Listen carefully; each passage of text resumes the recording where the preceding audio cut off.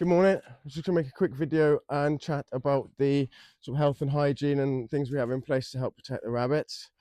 When you run a rescue centre with 50 rabbits in, and a lot of those are sick and disabled rabbits, it's really important that you do everything possible within reason to keep them safe from the spread of disease and things like that. We live in a very rural area, so things like myxomatosis are out there in the wild. We get a lot of people that obviously walk dogs, we walk our dogs and things like that. So you've got to be ultra careful with outsiders coming in.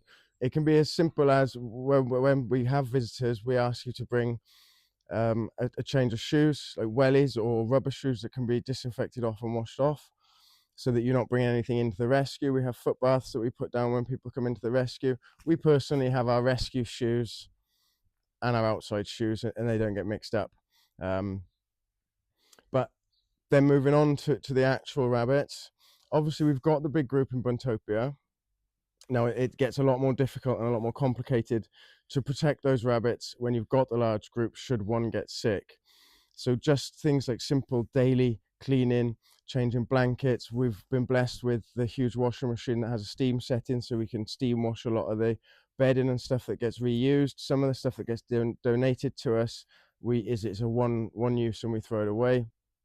It's all about protecting the rabbits. Using high grade, vet grade disinfectants is really important. Some of the other things that we have in place, we have our isolation pens. So those three are completely isolated. So if anybody does get sick or suspected of anything like EC, then they can be isolated away, treated. Once they're all clear, we can then put them back into the group. Things like myxomatosis, VHD, we vaccinate against them. Now, the vaccines don't give you full protection. They lessen the symptoms, and rabbits can still die of these diseases should they contract them. So regardless of being vaccinated, we can't be frivolent with the way we care for the rabbits. Now, simple things like whenever you go into an enclosure, everybody has a set of plastic galoshes. Now it's written on which is outside, inside. You pop them onto your shoes as you step in, so you're not taking anything from the outside of the enclosure in, and you're not spreading it from the other side. We also do disinfect our feet in between.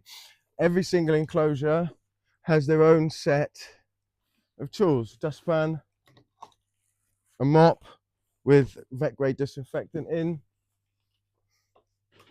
and a large sweeping brush, so it stops cross contamination between enclosures and everybody's kept safe. You can't beat regular cleaning. Use of disinfectants is really important. Not having things that can cross contaminate is really important. Wearing gloves as well, which we have gloves in the enclosures, which I should have just pulled out to show you. We've obviously got all these enclosures along here as well, right the way up. These are not isolation enclosures, and this year the plan is to actually, there's a few issues with the learning curves with things we've built, and that the paths have been too high and it's making the bottom of these enclosures rot. What we want to do is this whole block now, we want to knock it into one big enclosure and put tunnels into Buntopia to make a huge area so we can just get all the rabbits together. It's going to make things like disease control very complicated, and it's a limitation that you have to, we don't want the rabbits to live in a clinical environment. We don't want a white dentist room for these rabbits. We want them to try and live as naturally as possible, and we have to cross bridges when they come to it. So our absolute, as I've said already, our absolute biggest weapon against disease control is cleanliness and hygiene, regular cleaning, use of disinfectants, pet safe disinfectants that are also strong enough to kill things.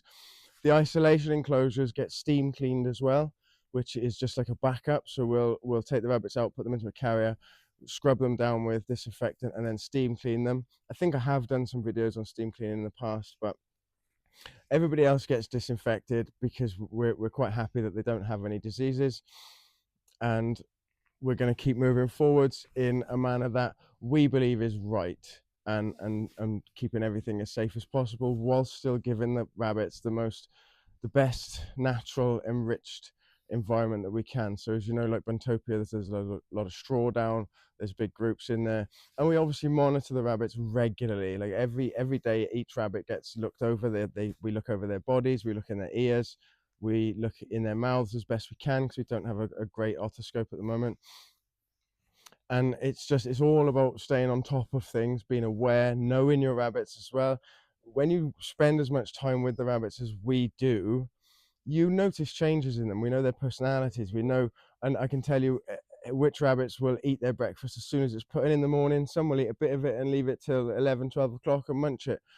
So if you've got rabbits that you know regularly will always eat their breakfast, when you go back round at like 10 o'clock to check everybody, if they haven't eaten their breakfast, then it's something to keep an eye on. So it's just, yeah, it's about being vigilant, about being sensible, and about doing what you can do within reason. I've had people tell me that we should do more, but it's like, I'm not going to start wearing a hazmat suit around the rescue and keeping rabbits in pristine, clean plastic enclosures to make sure they're safe. They've got to have a quality of life. And if you go too far in the other direction, I personally believe that you're taking away their quality of life. They're rabbits, they want to live naturally. Things do happen. We've been really, really lucky, and we haven't had any serious issues with any disease controls here. If there's any suspected, even things like suspected VHD, we just shut the rescue down. Nobody comes in, nobody comes out, no rabbits in, no rabbits out, until we've confirmed that we don't have anything nasty. So far, touch wood, we haven't had anything nasty. And I think that we do a good job of keeping on top of it, especially as we have so many vulnerable rabbits here. So that's my little bit for today. Happy Valentine's Day. If you watch the end of the video, then you can say Happy Valentine's Day back, and I'll know you've watched the whole video. Take care. Bye bye.